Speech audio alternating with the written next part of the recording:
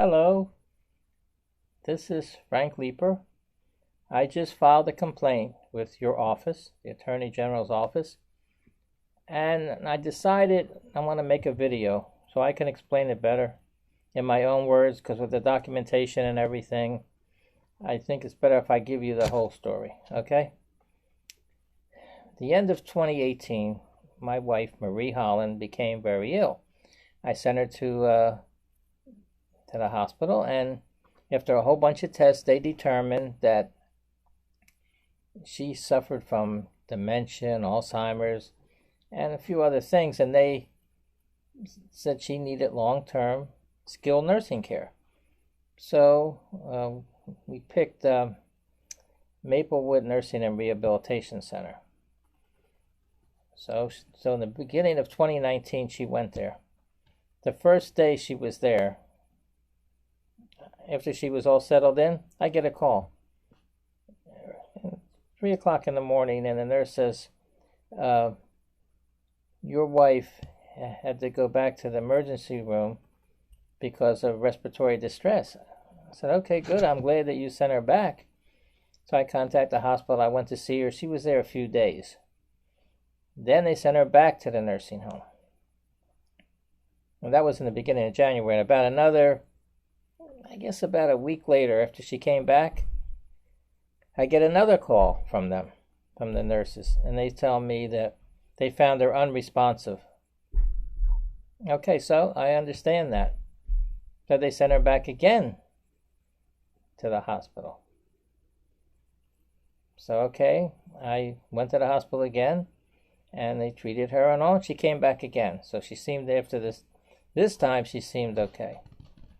Getting a little bit better, a little bit better, a little bit better. Now, in the middle of March of 2019, I get a call in the morning, and the nurse tells me, Frank, your wife has got some bumps all over her buttocks and all that.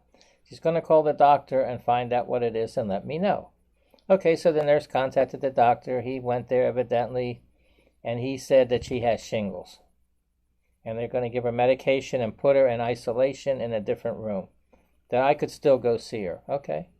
This was in the middle of March of 2019. Okay, so I went to see her. She didn't even know she had it. So I get another call that they moved her back into her regular room. So then I went to see her. So this was in the middle of March of 2019. So I'm getting these calls now, from this nursing home. Okay, so she's starting to do a little bit better. Get into April of 2019, she's a lot better. So by the end of April, like at the very end of April of 2019, her respiratory distress looks like it's under control. She's eating and all. And I was looking up, And then when we started in May of 2019, I noticed all different people working there. They're already understaffed. On the weekends, there's hardly anybody there. Okay, so I noticed she's starting to cough and starting to get congestion. I tell these people, and they tell me, oh, no, we're giving her medication. Don't worry about it and all. They disrespected me, but I didn't want to, get too involved with them. They might take it out on Marie. So, okay, so now I get another call in May, in about the third week of May, I guess, of 2019. And it was just like at 6 o'clock in the morning. And the nurse says they found Marie on the floor when they did the bed check. I said, but what happened? She fell out of the bed. How's she falling out of the bed with? They got bed rails. She said, well, she fell on the floor. I said, going to call 911. No, the staff decided they're going to monitor her for safety. That to make sure they examine her, and they didn't see any overt injuries or anything. I didn't like that idea, because there was no bleeding or anything. So okay. Then a couple of days later, I went to see her to see how she was. She didn't even know she fell out of the bed. Now, can you think of this? I mean, is this something wrong? Or maybe it's me. She's in the bed with bed rails locked in place. It's a small bed. And she's a fall risk and everything. Now, you mean that when she was put to bed the night before, that the staff member, whoever it was, what did they do? put the railing up but didn't lock it in place, or just neglected to even put it up and leave. So through the night she falls off on the floor. That's not neglect? Well, they were they didn't want to send her then to the rescue. Oh no. They're afraid they might find something happened to her when she fell, and they would be held responsible, so they try to cover it up like that. Okay, so I went to see her, I guess after the fall. I saw her on a Thursday, Saturday, and a Monday. It was Memorial Day of 2019. That was the last time I saw her. I had lunch with her and all. She was talking. She seemed a little disoriented, but otherwise not too bad. So I said, well, I'll wait a few days. I want to come back and see how she's doing. When I went back to see her, I didn't expect her to be, in the condition I found her. I thought she might be about the same, maybe a little bit better, a little bit worse. She's in the bed, and she's unconscious, in and out of conscious like a stupor. She can't even be woken up. I asked a roommate, and the roommate said she's been that way for 2 days. She doesn't eat. They bring the food and take it back and all. So now nobody called me about that she wasn't eating. Okay, so I told them there and everything. It was Saturday and nobody's paying attention. I even called the doctor on call, and he got mad at me about it. He said, no, you're not supposed to do that. They're supposed to contact me and, check her vital signs. And I had one of the nurses check her, and she said, oh, her oxygen level's normal. She's resting quietly. Don't worry about it. We're watching her and taking care of her. I said, okay. I went home, but, before I left, I tried to feed her. Her lunch was there. She couldn't eat nothing. I had a hard time, and she's can't even open her eyes. I tried to get her up, and it's no good. And then I kept still trying to see if I could get, revive her myself, And I was massaging her feet, and she said, stop that, Frankie. So I knew she knew I was there anyway with her. Okay, so I went home, and this was like around 1 o'clock in the afternoon on June 1st. Went home, and trying to rest.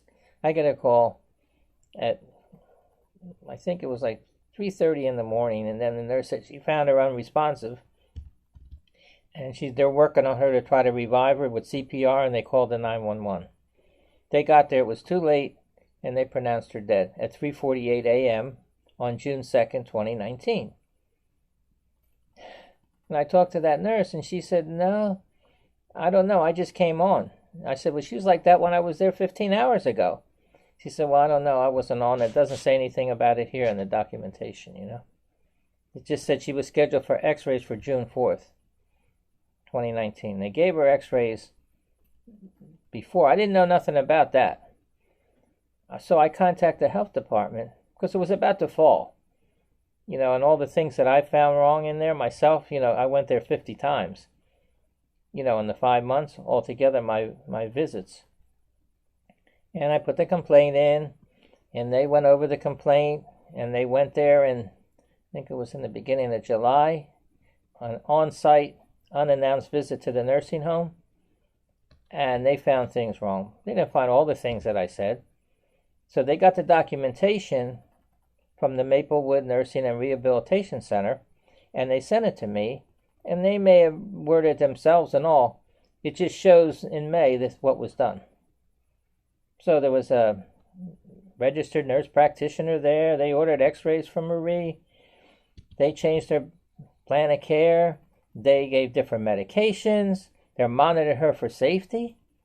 And I didn't know nothing about it. I wouldn't have known if I hadn't filed the complaint with the Pennsylvania Department of Health. So when I got that documentation, I said, man, that all went on? It was I think it was a Thursday that they were doing all that. And then Friday, the medication came. Saturday, I came there. So how much could they have done in the condition she was in? So that's when I had that documentation, I went over it. And I went over every bit of it, and I'm saying I was not notified about none of those things. I'm her representative. And they called me for all the other things that I mentioned here, but they didn't call me when they were giving her x-rays, when they were giving her different medications. They continued her oxygen. Why would they never discontinued it? It looks like something was written like they did that documentation after she passed away. Because it does mention on there about she passed away. And then That was in June 2nd, and the health department didn't go there till July, so they could have had that all, worked out any way they want to put there. They don't mention anything about her not eating. Maybe not in that documentation. I know they have documentation because she couldn't swallow. And I used to call there, and the nurse would, when I finally got through, the nurse would look it up, look up her chart, say, oh yeah, she had breakfast in bed, she ate about 50%. Then she had lunch in the dining room, and she ate about 3/4. And then at night, she only ate maybe 40% or something. They're keeping track of it. So if they're keeping track, they ought to know that she didn't eat. If she wasn't eating, I know she didn't. When I went there, they brought the lunch, and she didn't eat it. I tried to give it to her. And the woman, her roommate, said she wasn't eating for 2 days. They bring the food and take it back. So that's part of this whole thing that I'm, with the complaint I have. That I wasn't notified. And that's the resident rights. We're compromised by this nursing home. Now, I looked up all the regulations, and, I know it's like 750 pages. I just looked up the resident rights, and I found out that they are supposed to notify me as the representative of her about any change in her health. Now, life-threatening? It is life-threatening if her condition got like that, so severe that they're doing all that stuff, x-rays and everything else. The nurse was there, because that nurse came in the beginning of May, because Marie wasn't doing as bad then. Then she comes at the end of May. I saw it on the bill that she got paid for that visit. So I don't know if a physician ever came there or not. But all this complaint that I'm filing now with the district attorney's office is because I want them investigated for violating our rights. And if those laws are to protect the residents, well then, I want to know why they didn't call us. Because they called me several times. I have it all documented. It's in the documentation that I sent to the customer service department over there at your office. I have it all documented, all the calls. They can't say they called me during that time period because there's no record of it. I have a phone log of all the calls, and they did not call me. The only call I got was from, I think the social worker called me, and then when they called me about the fall. But other than that, So why didn't they call me? When they started to do all that stuff and see what, let me know, I would have went there. She wasn't eating and all, I would have went right away. I would have got her niece and all, This way, they deprived us of being with her, during the worst times. I mean, I saw her at the very end because I just happened to go there, not because they called me. So I know there was laws violated. But the sense of having that Code of Federal Regulations, are they supposed to abide by that, or if they want to or they don't want to? Well, they didn't abide by it, okay? I know that for sure. They didn't notify me when her base plan of care got changed. They're monitoring her for falls. She's a fall risk from day one. Why would they do that now? And I know the Department of Health determined that because they, when she fell, they got her back in the bed and they monitoring her now for safety. You mean that absolves them of any wrongdoing because they did that? The health department said that it didn't have anything to do with her unfortunate demise. That was the terms they used. And now, if she fell out of the bed, I mentioned this before. You mean there's no, there's not one person responsible for that. There's no neglect. How can somebody fall out of a bed with rails on the side? The only way, like I said, if it wasn't lifted up at night or it wasn't locked in place. She was on the floor. And, that's not good. And then what? 10 days later, she passes away? Who knows? She could have hit her head. And she's got Alzheimer's and all. And it's no cure for it, but, she could have hit the brain. Could have had some malfunction then. Who knows? It could have triggered something. But, they didn't send for the rescue or none of that. They put her back in the same bed. I mean, evidently then the bed, there's no malfunction of the bed. They put her back in the same bed. Now, she just fell out of bed. Now, when she had shingles, they put her in a separate room in another bed. Why didn't they do something like that? There had to be one bed up there, and have that bed checked out or bring another bed in. No, they didn't do none of that. They just said the staff. Yeah, the staff. Oh, not one person. No, nobody would take responsibility, right, for her fall. So all that went on. I'm trying to explain it as best I can. So I did contact the Department of Health again about our rights being compromised, and I did about, I don't know, it might have been 4 different parts, and they didn't answer me. And I contacted them like 3 months later, and they said, oh, well, it wasn't specific enough, so we put it with the first complaint because we already went out there. I said, okay. Then I made up another, that's what I sent to your office. I did another complaint with them at the end of December of 2019 about violating our rights. No answer. That's what made me decide now to file this complaint with your office, so you can investigate it. But I want to make sure, that's why I'm making this video, that you understand that I want that nursing home investigated for violating our rights. Now, I was not contacted when my wife's condition was life-threatening. Now, and if you read the documentation, I did send it from the health department about all the stuff they were doing to her. And this was on Thursday, right, with x-rays and all that, and medications for inhaling for her to take and all, and they're going to continue the oxygen. They already been on oxygen since she was there. It sounds like that was written up, afterward. If somebody sat in an office and wrote that all up. Now, I checked the pharmacy, for the stuff they ordered. This was Thursday. It came Friday, the 31st of May, 2019.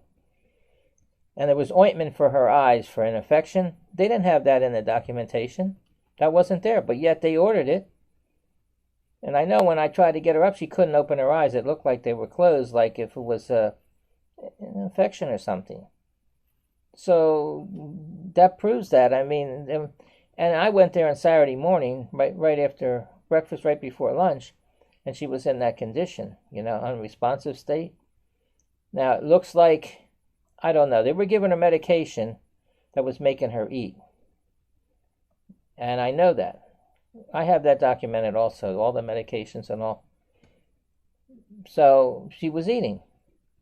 And I think maybe they stopped the medication and then she stopped eating.